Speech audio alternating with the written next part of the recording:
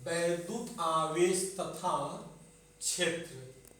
वैद्युत आवेश तथा क्षेत्र चैप्टर का नाम है आपका, पहला चैप्टर है वैद्युत आवेश तथा क्षेत्र। ध्यान दीजिएगा, इसमें सबसे पहला पॉइंट है वैद्युत आवेश, इलेक्ट्रिक चार्ज। इलेक्ट्रिक चार्ज जानने से पहले हम लोग पढ़ेंगे इलेक्ट्रोस्टैटिक्स, स्थिर वैद्युत गतिकी। स्थिर वैद्युत गतिकी, इसको इंग्लिश में कहते हैं इलेक्ट्रोस्टैटिक्स।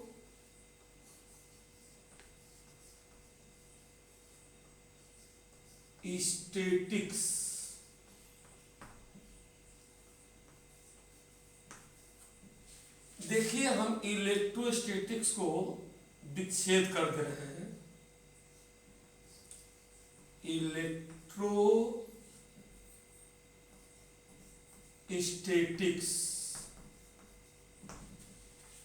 इलेक्ट्रोस्टैटिक्स को तोड़ेंगे तो हो जाएगा इलेक्ट्रो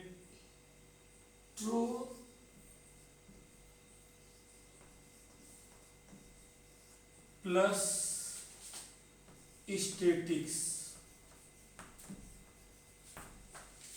इलेक्ट्रो मीन्स होता है आवेश,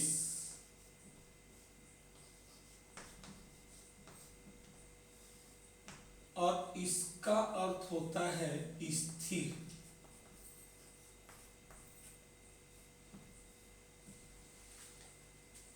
देखिए, ध्यान दीजिएगा आप लोग कि स्थिर वैद्युत गतिकी है। थोड़ा सा ध्यान दीजिएगा, इसमें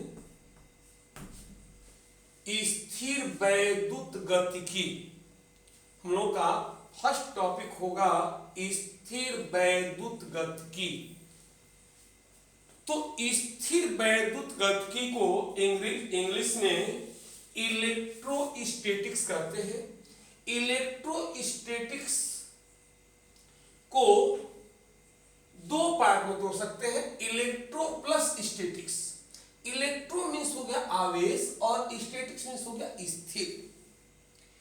अर्थात भौतिक विज्ञान की वह शाखा जिसके अंतर्गत स्थिर आवेशों के बारे में अध्ययन किया जाता है, इलेक्ट्रोस्टैटिक्स कहलाता है।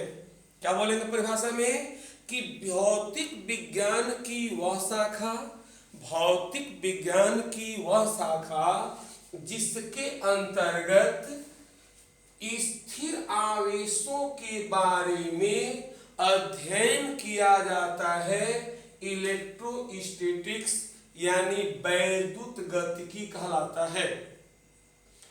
इसके बाद अब हम लोग पढ़ेंगे वैद्युत आवेश के बारे में कि वैद्युत आवेश क्या है। वैद्युत आवेश, इसको इलेक्ट्रिक चार्ज कहते हैं।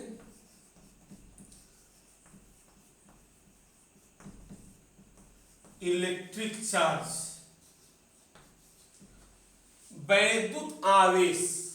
वैद्युत आवेश किसे कहते हैं? वैद्युत आवेश किसे कहते हैं? तो वैद्युत आवेश जानने से पहले इसकी हिस्ट्री थोड़ा सा हम लोग जान लें कि वैद्युत आवेश क्या होता है। तो देखिए, प्रकृति में वैद्युत आवेश तो बहुत पहले से है, लेकिन इसके बारे में जानकारी हम लोगों को बहुत बाद में हुई। आज से लगभग 2600 वर्ष पूर्व, आज से लगभग 2600 वर्ष पूर्व यूनानी दार्शनिक थेल्स ने बताया कि नॉन लिविंग ऑब्जेक्ट में सोल होता है। नॉन लिविंग ऑब्जेक्ट, यानी कि अजीवित वस्तुओं के अंदर एक आत्मा होती है और उसी से आवेश उत्पन्न होता है। इसके बारे में थेल्स ने यह बताया कि जब अंबर नामक पदार्थ को रेशम से रगड़ा जाता है तो उसमें हल्की वस्तुओं को अपनी ओर आकर्षित करने का गुण आ जाता है। उसने क्या बताया? उसने कहा कि जब अंबर नामक पदार्थ को रेशम से रगड़ा जाता है, यानी रब किया जाता है, तो उसमें हल्की वस्तुओं को अपनी ओर आकर्षित करने का गुण आ जाता है। इसके बाद यह मामला बहुत दिनों तक ठप रहा, बिल्कुल बंद रहा, इसके बारे में कोई चर्चा नहीं हुई।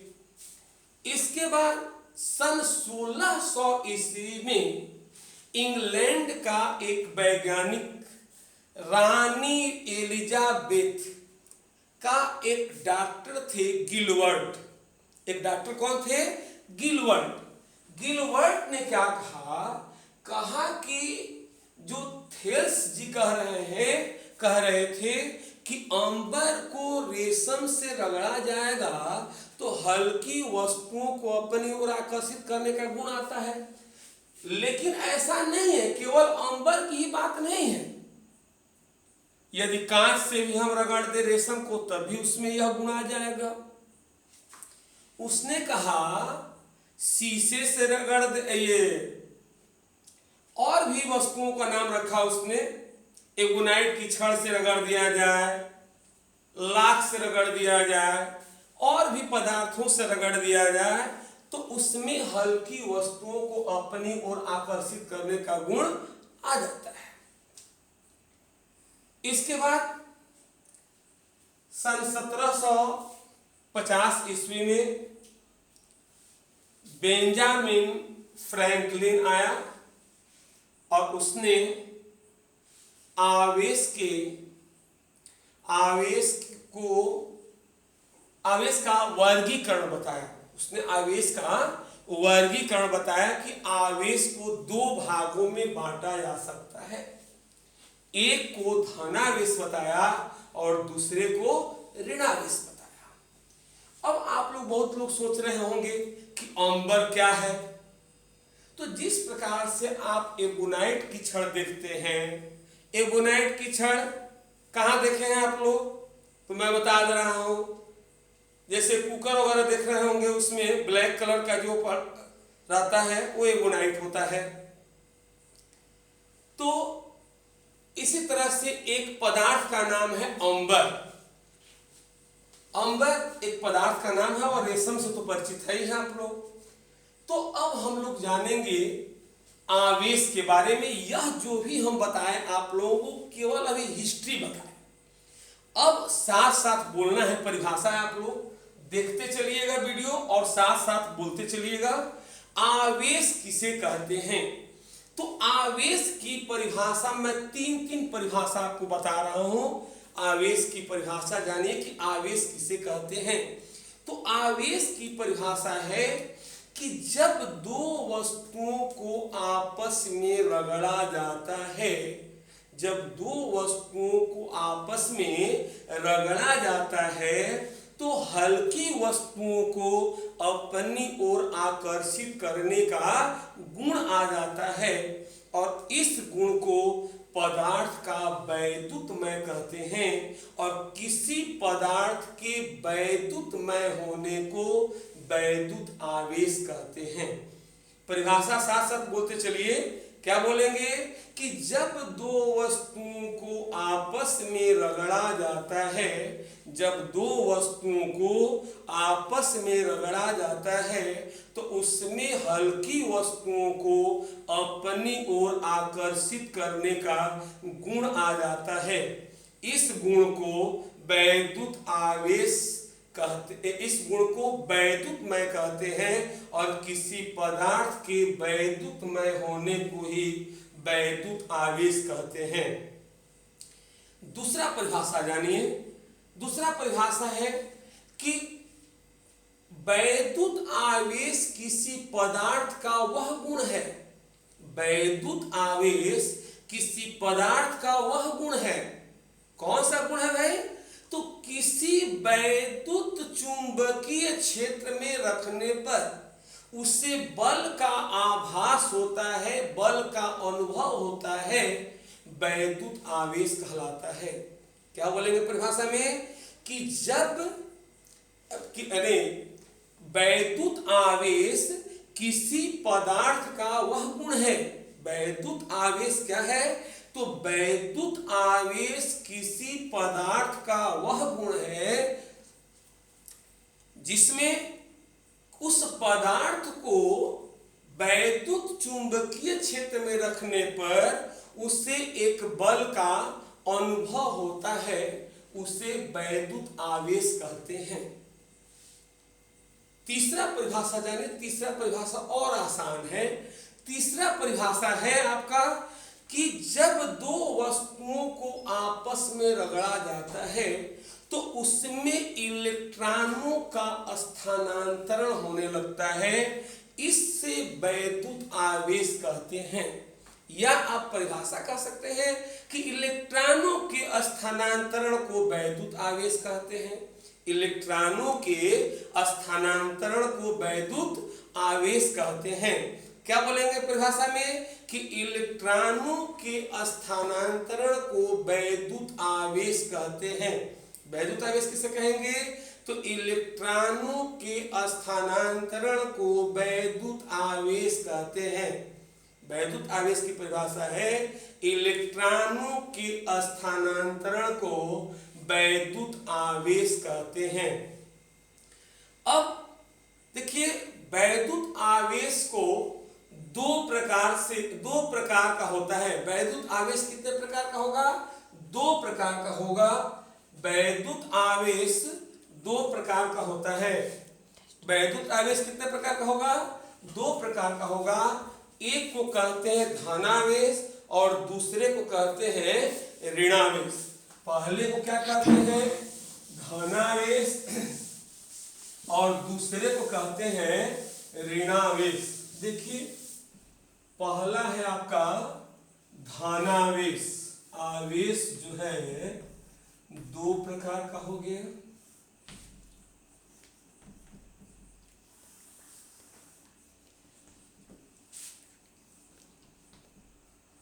धनावेश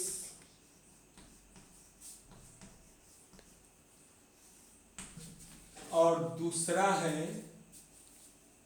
ऋणावेश।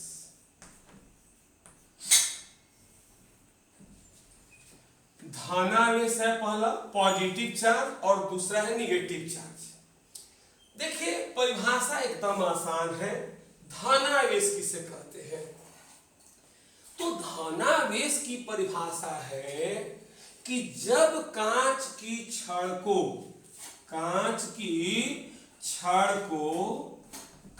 छड़ देखे है ना, कांच की छड़ को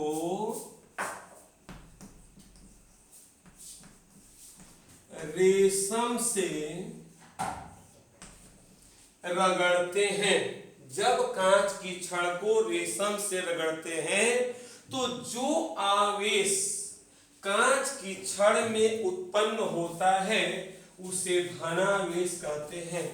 क्या बोलेंगे परिभाषा में कि जब कांच की छड़ को रेशम से रगड़ते हैं तो कांच की छड़ में जो आवेश उत्पन्न होता है उसे धनावेश कहते हैं।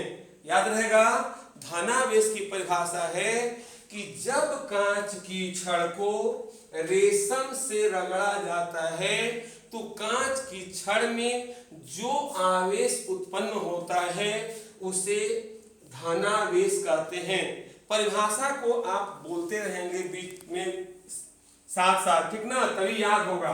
क्या बोलेगा परिभाषा में कि जब कांच की छड़ को रेशम से रगड़ा जाता है तो कांच की छड़ में जो आवेश उत्पन्न होता है उसे धनावेश कहते हैं।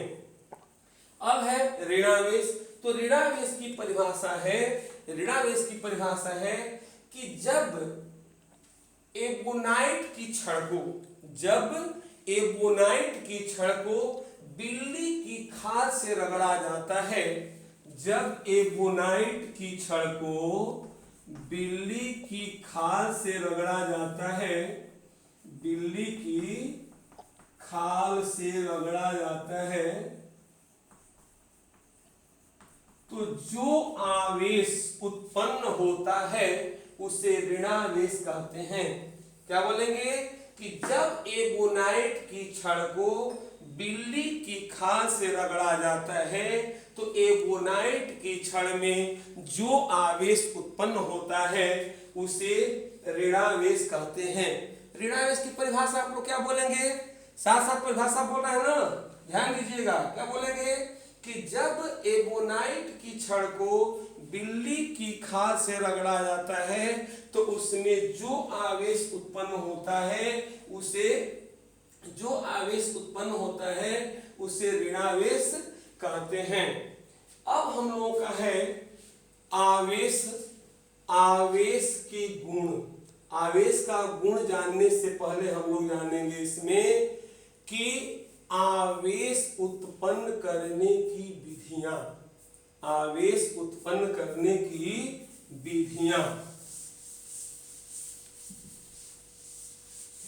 आवेश उत्पन्न करने की विधियां। आवेश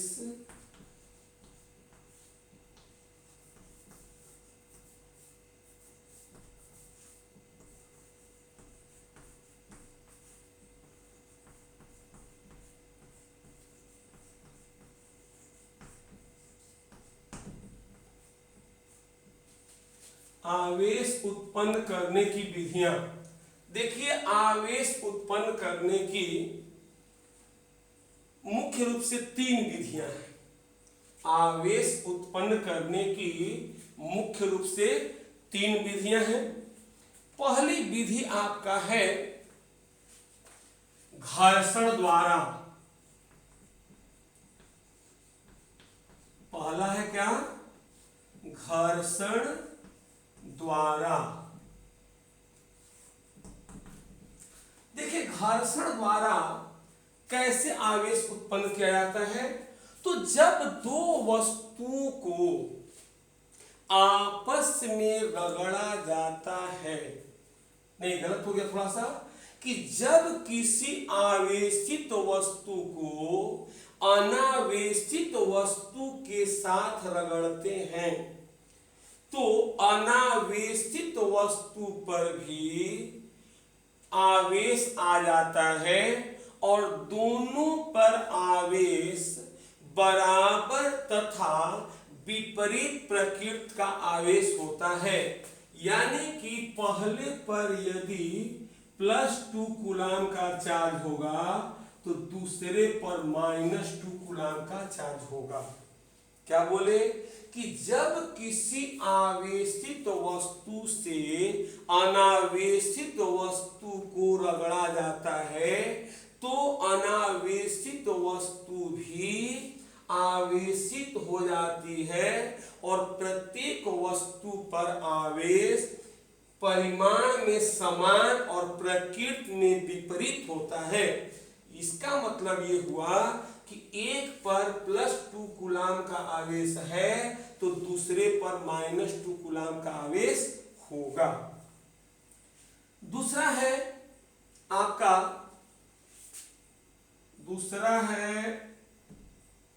विधि आपका आवेशन।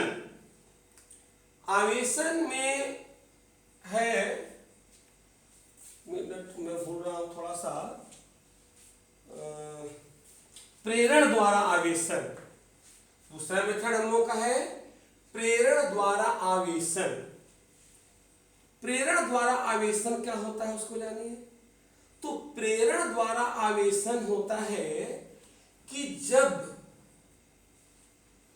जब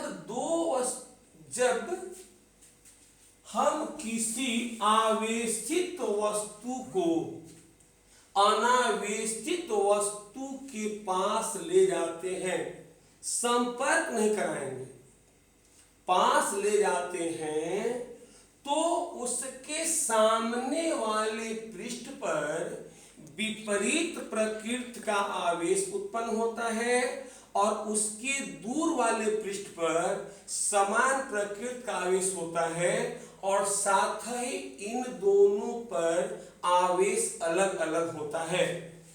देखिए इसका मतलब क्या हुआ कि जैसे मानिए कि कोई आपको चार्ज ऐसे दिया गया है, ऐसे है, आवेशित वस्तु है ये, इस पर प्लस चार्ज है, और एक मैं यहां पर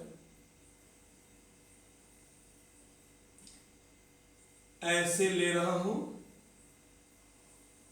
अचानक इसमें चार्ज नहीं है, कोई भी चार्ज नहीं है, तो इस पर क्या होगा कि इसके सामने वाले सरफेस पर माइनस चार्ज हो जाएगा। यहां पर देख रहे हैं ना, इस पर माइनस चार्ज होगा और इधर जो है प्लस चार्ज होने लगेगा। यही ध्यान देना है, इसके कहने का मतलब यही है कि इसके सामने वाले पृष्ठ पर चार्ज क्या होगा, माइनस हो जाएगा। ये प्लस है तो क्या होगा, अपोजिट माइनस, और इसके दूर वाले पृष्ठ पर अलग साइड पर यहां प्लस है तो इस पर भी प्लस होगा।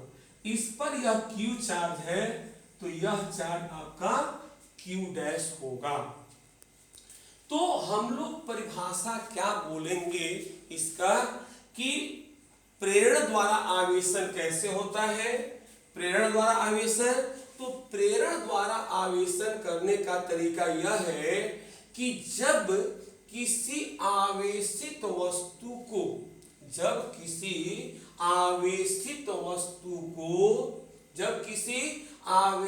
वस्तु को अनावेशित वस्तु के पास, जब किसी आवेशित वस्तु को अनावेशित वस्तु के पास लाते हैं तो सामने वाले पृष्ठ